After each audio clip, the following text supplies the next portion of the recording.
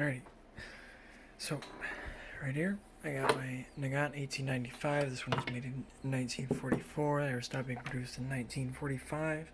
They were issued to the postal office workers until I believe 2009.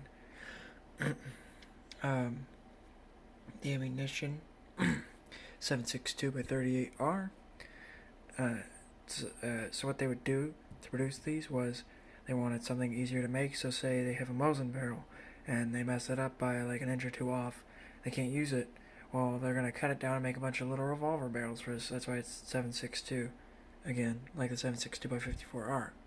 Anyway, we're gonna be talking about officer weapons. The Imperial Russian Army, around World War One, early 1900s, basically. Over here, we have a 1888. Sorry, oh my goodness, 1881 Dragoon saber. Officers would have carried this on their belt like so, connected to their belt like this, and then you would have had the strap that goes over your shoulder. I made one of these. I don't have one to base it off, so I had to kind of assume how it went.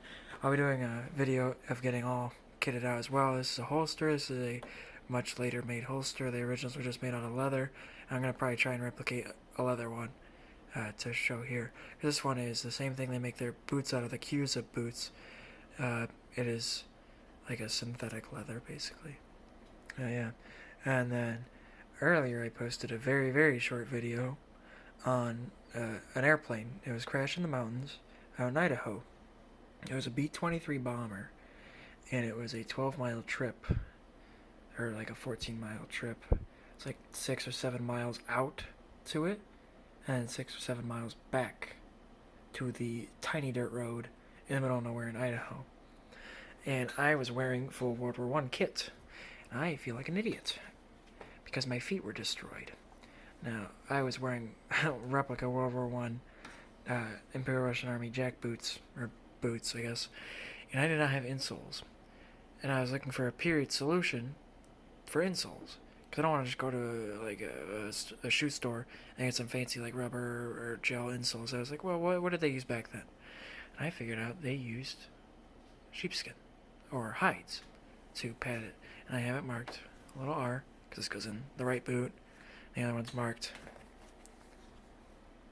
left to go in the left boot. Yeah, I messed it up. I haven't made I don't make insoles or shoes, so I messed it up at first.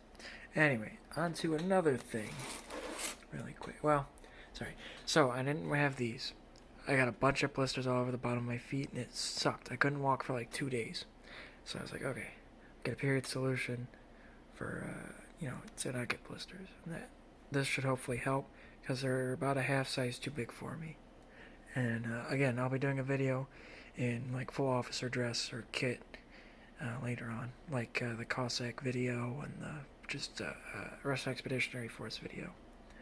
Now over here, Mr. Grey Pilgrim very graciously gave me this awesome book. This is European Military Uniforms, A Short History by Paul Martin. On the inside, you guys can pause this and read this if you want. But it's just a bunch of European military uniforms copied from plates. Mr. Grey Pilgrim, when I was over at his, we hang out sometimes. I went over to his house. Let me get you a view of that. And he showed me this book. He ended up giving it to me. And I feel bad any times he gives me something. I'm like, I don't know, I don't think I can take care of it as good as you. Because he keeps pretty good care of these things. And he's still around in good shape today. But some very cool pictures in here as well. Hats. They have gorgets and chest plates, all that. Cuirasses. Badges, stuff like this. And I'm pretty sure, if I'm remembering this right, he was telling me. So pictures were put on plates, and sometimes these books, the older books, would have these plates in them. And sometimes the plates would be used to stamp the pictures in. So that was pretty neat. Yeah, it's a hussar uniform. It's actually a horse artillery uniform from France. And these are all their hats.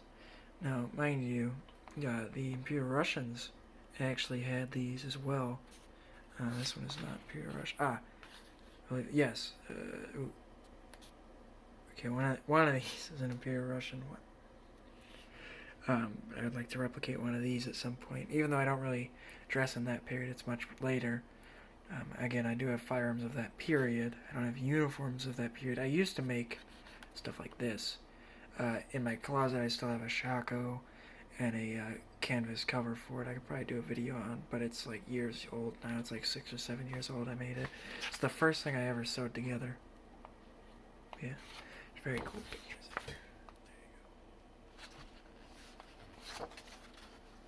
But what got me into sewing and making uniforms was the Napoleonic Wars, especially the Russian uniforms. It's like, oh, they got green. Green's cool as hell. You know, you blend in. Stuff like this right here. And so I was like, okay, I'm going to start sewing. And so I would make cotton and wool uniforms based off the Russian ones from the Napoleonic Wars. I don't have them anymore. I ended up getting rid of them. I had a whole box of them. I was like, I'm not going to do anything with this. So I ended up throwing them away like an idiot, and I'm probably going to regret that for the rest of my life.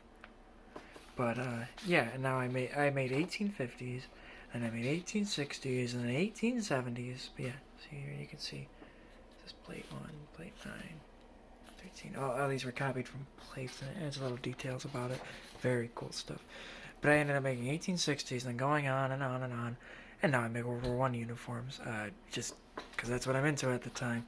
Eventually I'll probably get out of it and make some other uniforms. I might go back to Napoleonic uniforms, or 1860s or 1840s. But yeah, I do want to make a pair of pants like these, like some like Cossack pants. They're blue. Sometimes they look black or dark gray with that red stripe. I got the red fabric. I ended up just making a pair of shoulder boards for World War I.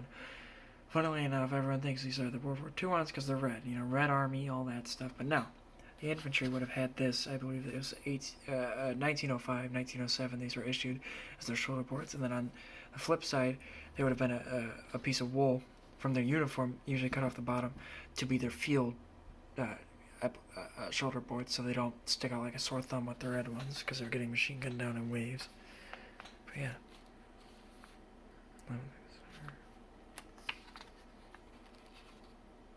But it's real cool stuff like this. This one's real neat. I like all these old, I guess, plates or prints. It's very cool seeing all these pictures and the differences in uniforms across the time. But yeah.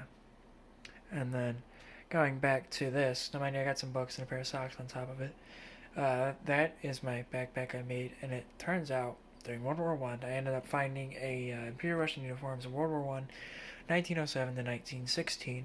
And it has something very similar to what this one is. Again, it's I believe it was cow skin or cowhide, and it was an 1899 sappers pack or haversack pack. I'm gonna call it a pack. And so I'm gonna try and modify this one to look a bit similar to that. It's lined on the inside with canvas.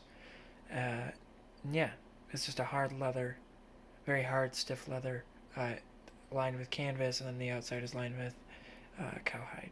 But it's great to carry in the field. Mind you, when I went out to see that bomber, I was wearing World War I kit, and I had this back on. Well, about 2 miles into that hike, the strap broke, so I had to carry it for about 10 to 11 miles with one strap.